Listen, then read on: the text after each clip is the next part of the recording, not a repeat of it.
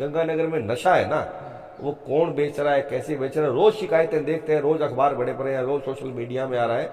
इन चीजों से लोगों को निजात मिलनी चाहिए।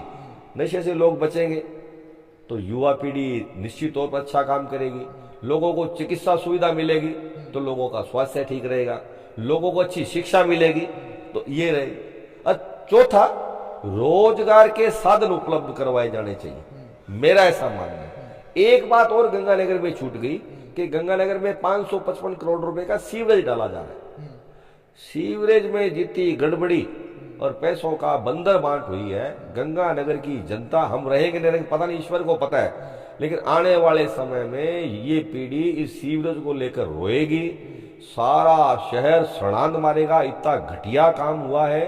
और जो अब तक हुआ है, सीवरेज के शुरू नहीं होने से, एसटीपी प्लांट नहीं बनने से, वो सीवरेज सारा मिट्टी हो गया जो पुराने वाला था। नया अभी पूरा शहर में डला नहीं है, कब शुरू होगा, क्या होगा, ये सारी चीजों को प्रायोरिटी पर लेकर, क्योंकि ये शहर से जुड़ा हुआ विषय है, सीवरेज जो है, इसको प्रायोरिटी पर लेकर राज्य सरकार को और जनप्रतिनिधियों को कराया जाना चाहिए था। जैसे मेडिकल कॉलेज की वॉच करके उसको रात दिन देखते रहे, सांसद महोदय देखते रहे, विधायक महोदय देखते रहे, सरकार देखती रही, वैसे ही सीवरेज के सिस्टम को जांचा जाना चाहिए था। आज जहां जहां सीवरेज लगा है वो बैठ गया है, उस पर वो पैच लगा देते हैं, जैसे सीवरेज बैठता है पैच लगा देते हैं। तो हर गली के हर सीवरेज पे पैच लगे हुए गली में। और मेरे ये पास पीछे नेहरा नगर है, मैं आपको अभी ले जाकर दिखाता हूं कि सीवरेज का जो पानी है, लोगों ने सीवरेज जोड़ दिए, अपने घरों के सिस्टम उसमें जोड़ दिए सीवरेज में, वो पानी बाहर आ जाता है। आपको ऐसे लगेगा इतनी बदबू है, इतने मच्छर है, लोगों का जीना मुहाल है एक छोटे से पार्ट में। ये जो नेहरा नगर के आसपास है, आनंद विहार है, ये पूरी एरिया है, डाल कॉलोनी वगैरह, इनमें देखो सीवरेज से, एक छोटे से पार्ट का उदाहरण बता रहा हूं कि आज इस पार्ट का ये हाल है, तो उसके बाद क्या होगा। तो इसके अंदर जो भारी भ्रष्टाचार हुआ है, मैं तो यहाँ बीएल सोनी साहब गंगानगर में डीजी एसीबी आए थे, मेरे पुराने मित्र हैं, भाई हैं, रिश्तेदार, उनको भी मैंने कहा था, मैंने कहा इन चोरों को पकड़ा जाए, अरे इन्होंने जो माल खाया है वो उसको गरल करवा के वापस रखवाया जाए, होना चाहिए ऐसा।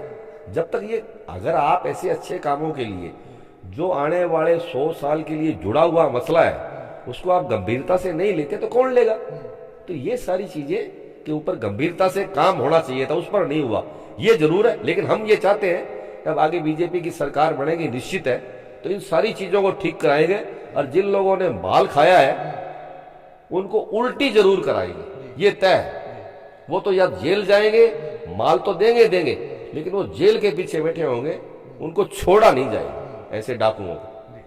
चलिए, क्षेत्र के तमाम लोग आपको देख रहे हैं, अंतिम रूप से क्या संदेश देना चाहेंगे आप? अंतिम रूप से ये संदेश देना चाहूंगा कि भारतीय जनता पार्टी की कार्यशैली को, भारतीय जनता पार्टी की सरकारों को, प्रोग्रामों को, उपलब्धियों को देश की जनता देख रही है। जहां जहां भारतीय जनता पार्टी की सरकार बनती है, उनके एमएलए बनते हैं, उनके प्रतिनिधि बनते हैं, वहां भ्रष्टाचार भी नहीं होता, काम भी होते हैं, सकारात्मक सोच भी रहती है। तो भारतीय जनता पार्टी के लोगों को मौका मिले और भारतीय जनता पार्टी का कमल खिले। मैं लोगों को यही संदेश दे जाता हूँ, जो आपके जीवन स्तर को सुधार सकता है और भ्रष्टाचार रहित आपको शासन दे सकता है, यही मेरा लोगों को संदेश है। चलिए, ये थे हमारे साथ भाजपा नेता राजकुमार सोनी जी। लगातार 40 वर्षों से भारतीय जनता पार्टी में रह करके आमजन की सेवा में लगे हुए हैं और एक तरह से सक्रिय कार्यकर्ता की तरह यहाँ काम करते हैं। और पार्टी की इन्होंने एक बड़ा दावा किया है कि भारतीय जनता पार्टी और पूर्व मुख्यमंत्री वसुंधरा राजे का मुझे बड़ा आशीर्वाद है, मुझे बड़ा स्नेह मिलता है और टिकट निश्चित रूप से मुझे मिलेगी। और मैं श्रीगंगानगर की जनता के लिए जो नए आयाम स्थापित करने हैं वो जनता के लिए करेंगे। आगे की अपडेट के लिए हमारे साथ बने रहिएगा, तब तक के लिए धन्यवाद।